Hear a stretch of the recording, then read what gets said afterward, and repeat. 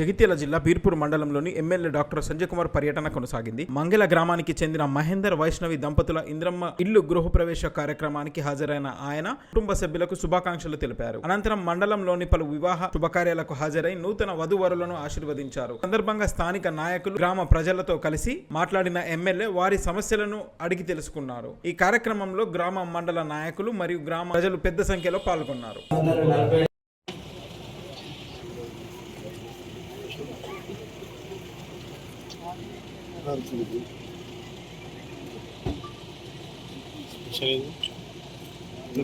Special వాళ్ళ state మంచి rank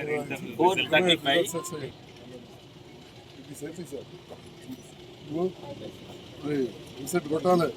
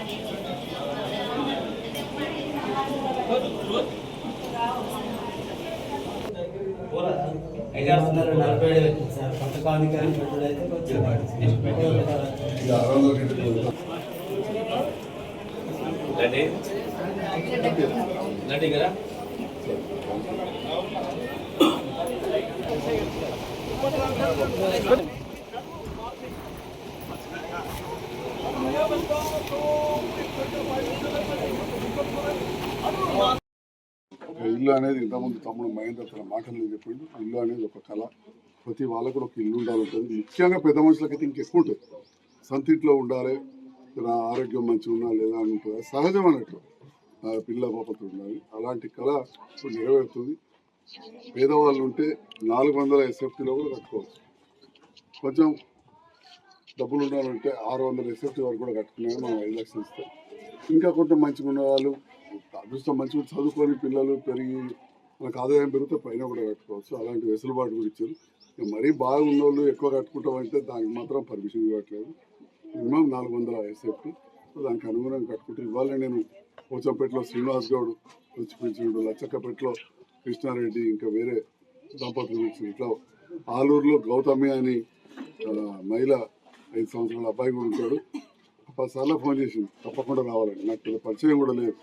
అంటే పేద ప్రజలు, మధ్యతరగతి ప్రజలు ఎంతగా ఆదరిస్తున్నారో ఇందిరమ్మ ప్రభుత్వాన్ని చూస్తే తెలుస్తూ ఉంది. ఒకవైపు సన్న బియ్యం, రెండో వైపు ఫ్రీ కరెంటు, మూడో వైపు కొత్త రేషన్ కార్డులు, 4వది ఫ్రీ బస్సు, ఆరోగ్యశ్రీ పథకాన్ని పెంచడం, ఇట్లా రకరకాల కారణాలు ఎన్నో జరుగుతూ ఉన్నాయి. మన మంగళలో కూడా సందర్భంలో చెప్తున్నా, ఆ స్కూల్ విషయంలో ఎస్టీ గోడుగూడెం తప్పకుండా చేస్తాం. ఇక్కడ మన గోడు సోదరులకు గ్రామ పంచాయతీ కావాలంటే, అదేవిధంగా ఇందిరానగర్ కావాలంటే అక్కడ దళితులకు, అదేవిధంగా ఇక్కడ గోడుగూడెం 2 గ్రామ పంచాయతీలు కూడా చేసినాం.